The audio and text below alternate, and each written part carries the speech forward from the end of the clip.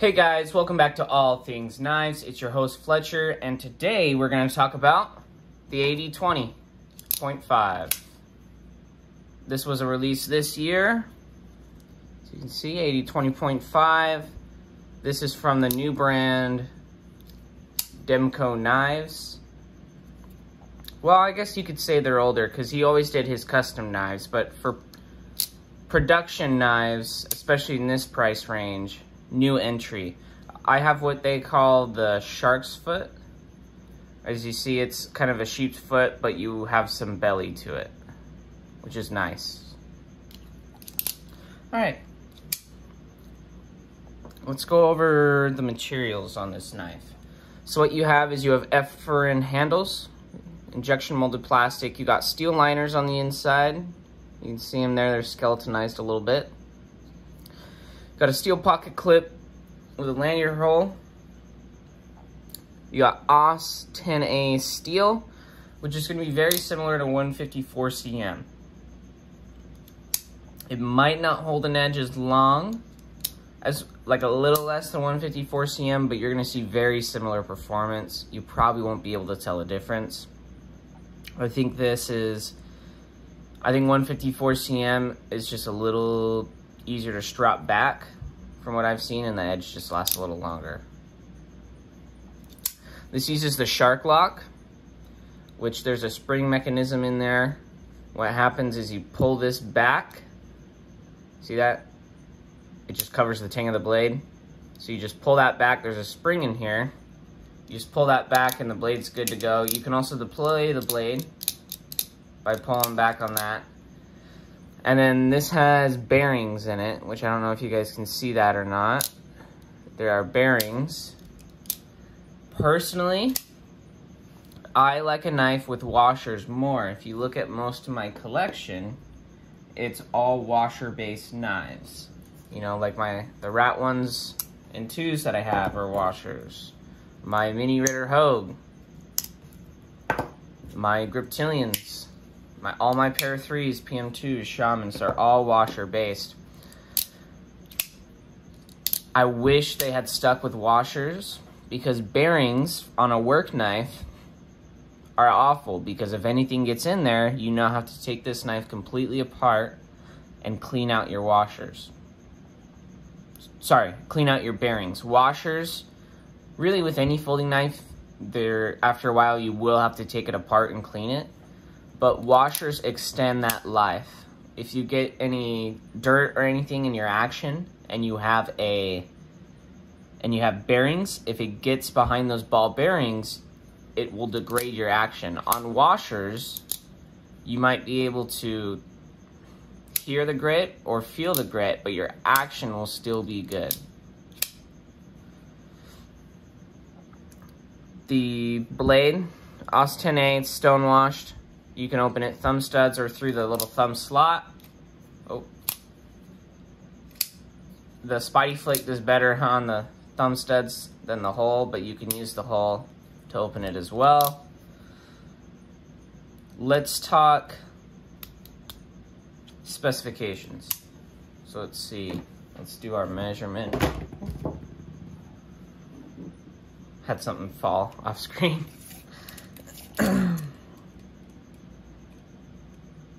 So let's see, it's going to be about 7 3/8.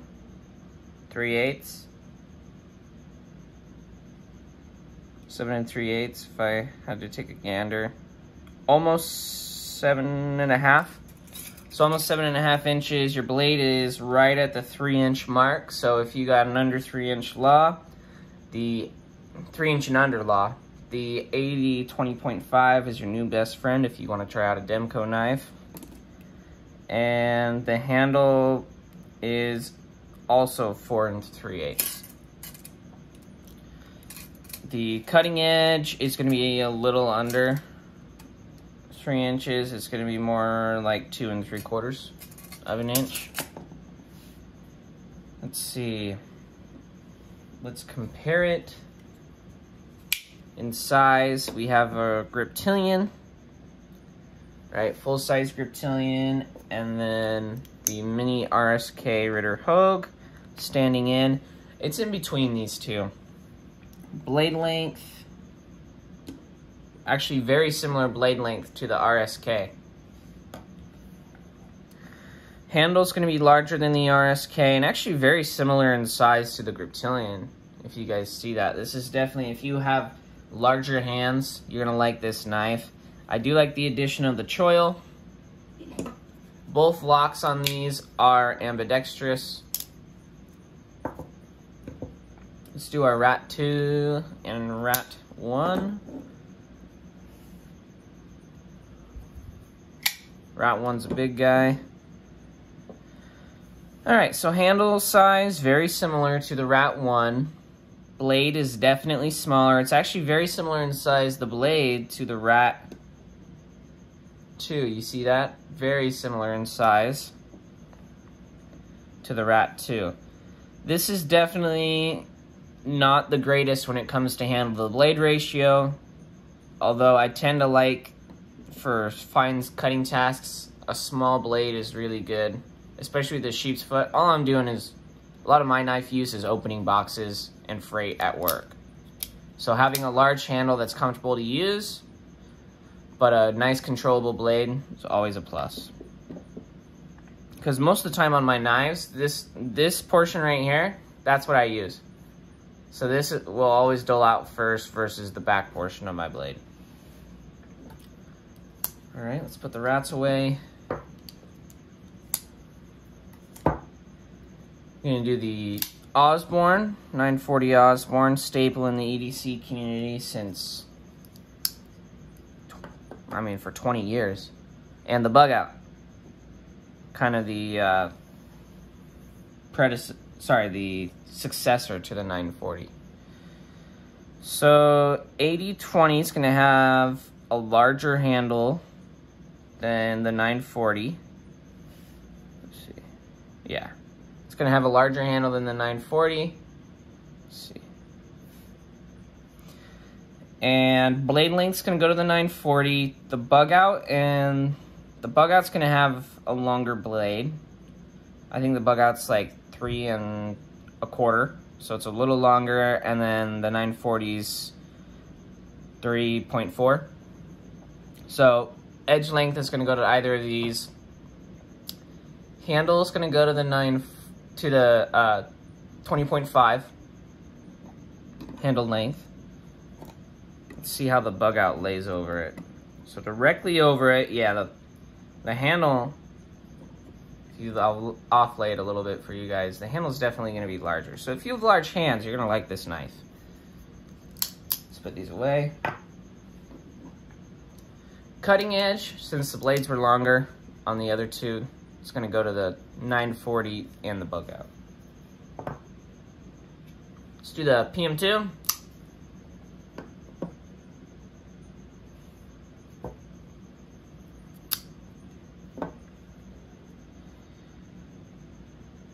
Right.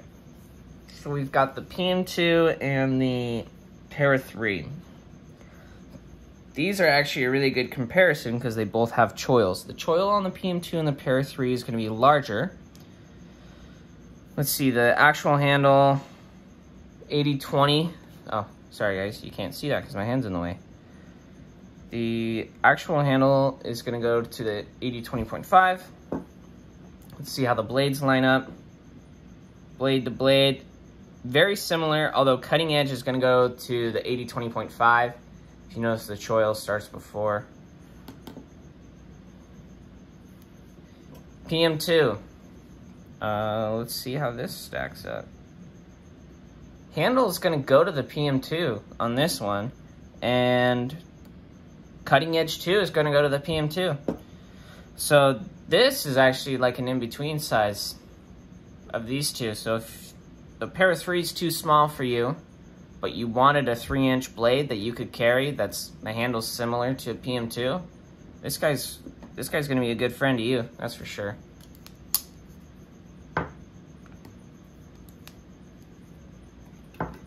Alright, and then we're gonna compare it to the Manix. Spyderco Manix2.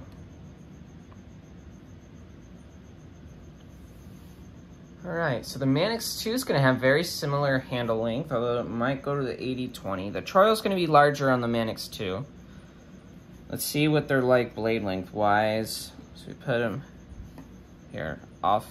We'll off stack it a little bit. So the Manix2 is going to have a larger blade length. Let's go from cutting edge to cutting edge. Still going to go to the Manix. Cutting edge is going to go to the Manix. These two, because they both have this stainless steel area right there, they kind of remind me of each other. Alright, let's put the Manix2 away. Let's get our weight measurement.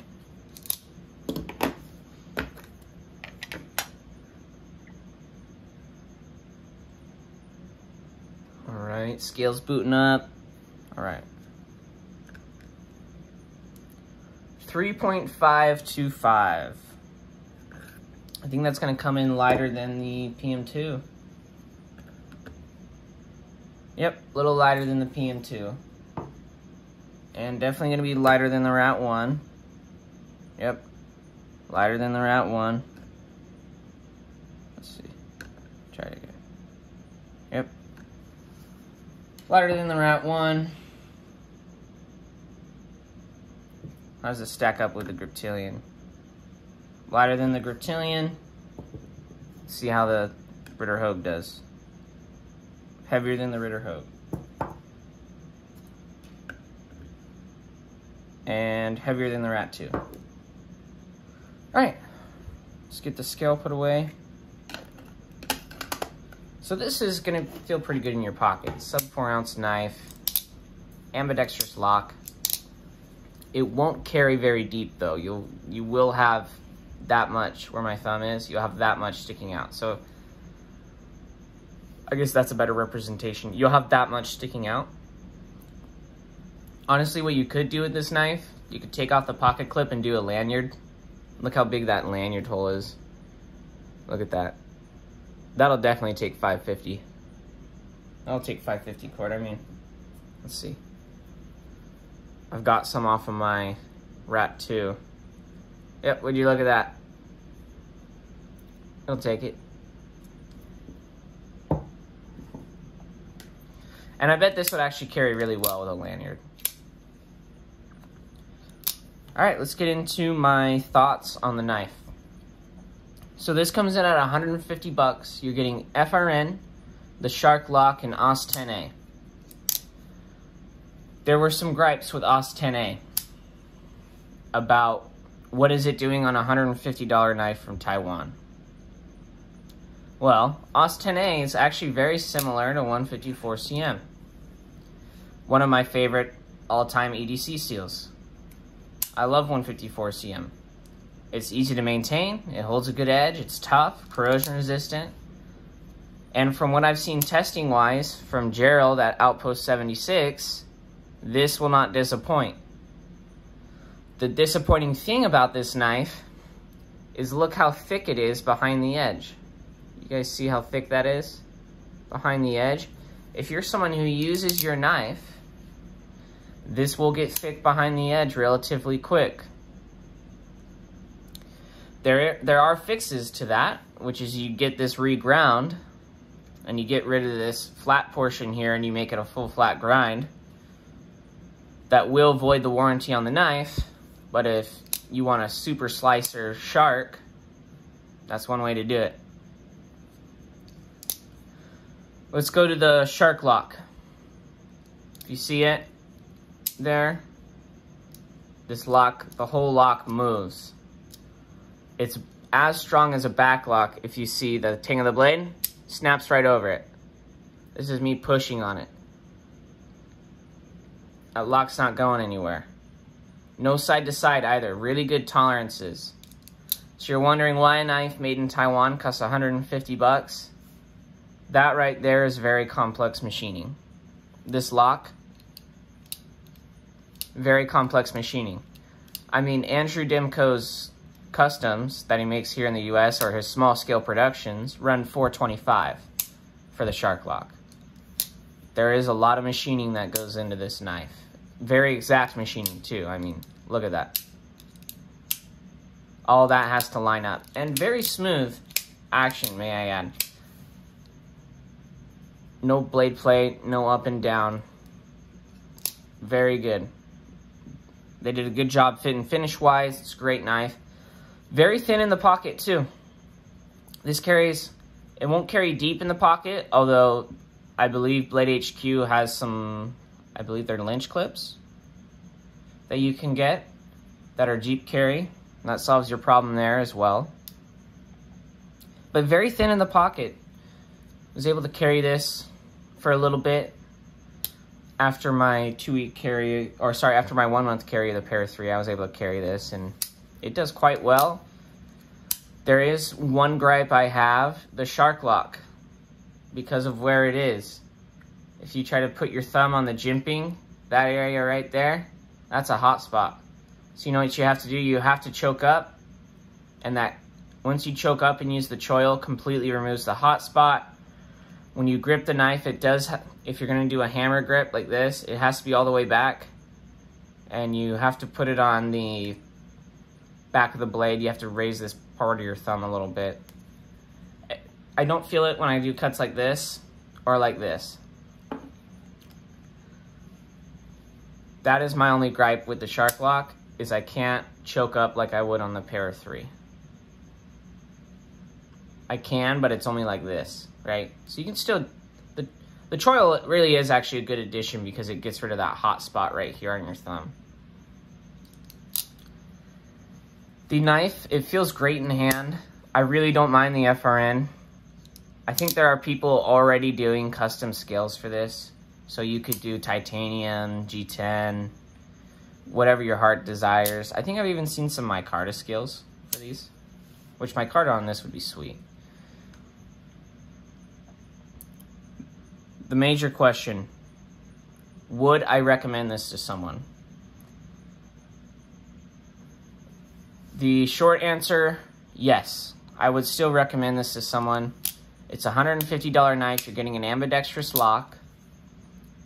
You're getting a 154 cm equivalent steel. And if you want to try out an Andrew Demko knife, this is a great way to do it. If you're unsure whether or not you like his designs or his design style and you don't want to drop $425 or more on one of his USA productions, then this is a great knife to try. And if you go on Reddit, r/KnifeSwap, you can sell one of these by the end of the day. So for 150 bucks, Austin A equivalent FRN scales, yeah, there's a lot of machining that goes in with this knife. Would I prefer that they would do a more edge retentive steel because it's so thick behind the edge? Probably. Probably. The one thing they could have done better is the edge geometry on this knife. They shouldn't have make it, I know he does a slicer grind now on his USA productions. That's what should have been on this knife. And that it should be washers instead of bearings. I will say that the bearings make it very addicting to just flip in and out all day long. You can do this all day long. It is a very fidgety knife. Where I would take it marks off for is when it comes to ergonomics, because you can't just hold the knife like that. You have to arc up your thumb a little bit when you press. And then when you do the choil, it kind of removes that. So I do recommend use of the choil. Makes it a very good handy knife. They also offer this in a clip point blade. So depending on which one you like, if you want a clip point or shark's foot. I open a lot of boxes, so I figured a nice utility blade would be good. It is going to be a durable knife, though. With the blade grind, it doesn't go very thin. It'll be a great work knife. You can abuse this knife, and it'll do great. The lock is super strong. Shark lock is amazingly strong. I would recommend this knife just because it's something that is good to try and kind of expand your what kind of knives you're used to. You know, there's a lot of knives like this with a liner lock and a drop point blade. This is definitely something new, and I think that 50% of people will like it, and I think 50% of people won't. There's been a lot of hype about this knife. I think that part of the hype is deserved. I think it really is a good knife, and it does kind of make me want one of his USA-made slicer grind knives. But this is a perfect, if you like just a medium knife with a lot of handle, this will be a perfect knife for you. As always, guys, thanks for watching. Please like, share, subscribe. Comment down below if you have any experience with the AD20.5. Or if you have any experience with maybe the AD20, AD15, AD10, any of other Andrew Demko designs. And put down below whether or not you like them and whether or not you thought they were a good buy. If you see this video, please make sure to check my 100 subscribers giveaway video to see if you got drawn or not. I haven't received any messages from anyone who got drawn yet. They have till next week, a week from when the video is released, to claim their prizes. Thanks for watching, guys. As always, stay sharp.